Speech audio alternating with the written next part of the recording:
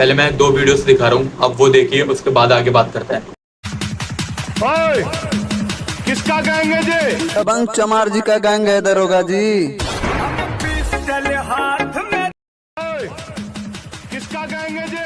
दबंग चमार जी का। आपने वीडियो देखी, अब आपको समझ में आया होगा कि आखिर रिजर्वेशन मिलना किसको चाहिए और मिल किसे रहा है। तो आज की वीडियो में हम इसी पर बात करने वाले हैं। उससे पहले मेरे एक सवाल का जवाब दीजिए, रिजर्वेशन आखिर मिलना किसको चाहिए? एक जाति जिसमें अमीर और गरीब दोनों आते हैं, ये एक इंसान जो गरीब है, चाहे वो किसी भी जाति से रिलेट करता हो। सोचिए आपका एक दोस्त है जो लोअर कास्ट से बिलोंग करता है, लेकिन वो फाइनेंशियली स्ट्रांग है, और दूसरी तरफ आप अपर कास्ट से बिलोंग करने के बाद भी आप फाइनेंशियल प्रॉब्लम्स को फेस कर रहे हो।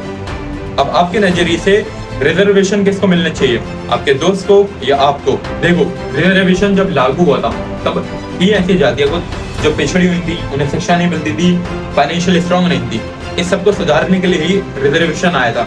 और जब रिजर्वेशन के इतने साल बाद जब वो जातियां सुधर चुकी हैं, समझ चुकी हैं, तो रिजर्वेशन को जाति से हटाकर इंसान के ऊपर लगा देने चाहिए। मतलब इंसान की हालत देखकर उसके ऊपर रिजर्वेशन लागू करनी चाहिए। और अगर तुम्हें अभी भी लग रहा है कि वो जातियां सुधरी नहीं है, संभली नहीं है, तो हटा दो ये रिजर्वेशन। क्या फायदा तुम्हारे इस रिजर्वेशन का? और आगे बढ़ने से पहले ये वीडियो देखो। आरक्षण ही नहीं रहेगा तो हम पढ़ाई लिख करके क्या करेंगे, नौकरी करके क्या करेंगे, रुपया कमा कर क्या करेंगे? इन बच्चों के लिए हम पेड़, पानी और ये जो ग्लेशियर बचा रहे हैं, मैं तो कहता हूँ ग्लेशियर को पिघल जाने दीजिए, ये साले डूब के मर जाएंगे। क्या? मैंने भी वही सुना जो तुमने सुना। बिना रिजर्वेशन के जी के क्या करेंगे? सरकार ऐसे लोगों को रिजर्वेशन देने से पहले तनिक भी नहीं सोचती क्या?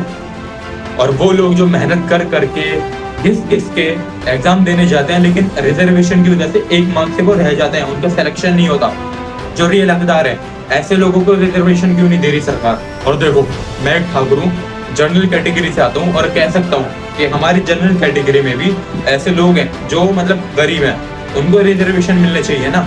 या तो रिजर्वेशन के नजरिए से हम ठाकुर, ब्राह्मण और जो भी अदर कास्ट हैं जनरल कैटेगरी में आती हैं, हमारे पास बेशुमार दौलत का पहाड़ है, या फिर हमारे पास ज्ञान का भंडार है। मेरे कहने का साफ साफ मतलब यह है कि रिजर्वेशन के नजरिए से हम गरीब नहीं हो सकते। देखो, जैसे मैंने आपको स्टार्टिंग में क्लिप्स दिखाई थी, तो उससे पता चला कि सभी दबंग बन रहे हैं, सभी जातियां दबंग हैं। तो रिजर्वेशन की किसको जरूरत है?